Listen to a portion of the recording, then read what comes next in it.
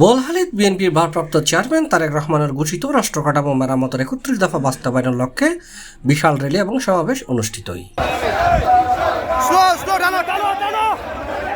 জুনের ১৪ তারিখ বিকালে উপজেলা এবং পৌরসভা বিএনপির উদ্যোগে উপজেলা বিএনপির সাবেক আহ্বায়ক ইসহাক চৌধুরী, সদস্য সচিব হামিদুল হক মান্নান চেয়ারম্যানের নেতৃত্বে বিশাল র্যালি গুমদণ্ডি আদর্শ সরকারি প্রাথমিক বিদ্যালয় থেকে আরম্ভ হয়ে উপজেলার প্রধান সড়ক ঘুরিয়ে গুমদণ্ডি ফুলতল চত্বর জায়গায় শেষ হয়।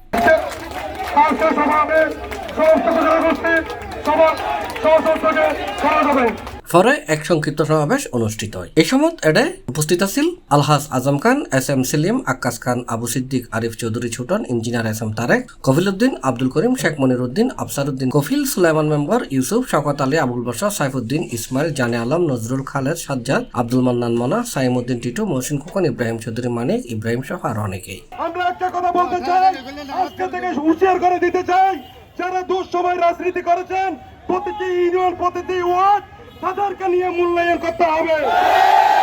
একটা কথা সতর্ক করতে চাই, এমন কোন কমিটি চাই না বাংলাদেশ আওয়ামী লীগের যারা রাজনীতি করেছে, যারা হাইব্রিড রাজনীতি করেছে, যারা টঙ্গিতে যাইয়া ফুল দিয়েছে তাদেরকে কমিটিতে এনেছে। আমরা যারা দুঃসময় রাজনীতি করেছি তাদেরকে কমিটিতে যাওয়া হয় নাই।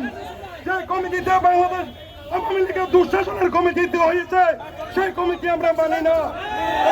অনেকেই মনে হচ্ছিল কমিটি ভেঙে দিয়েছে, ইসহাক মন্ডলকে কমিটি থেকে বাদ দিয়েছি, তাদের রাজনীতি শেষ।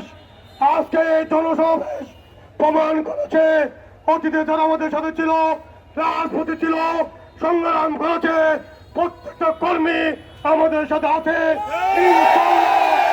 ভবিষ্যৎ থাকবে।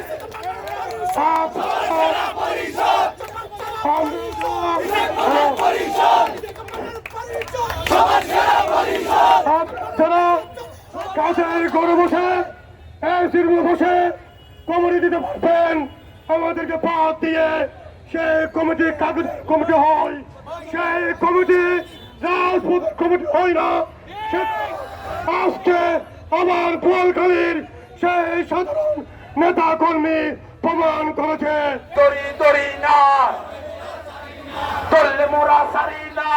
C+ TV, Chittagong.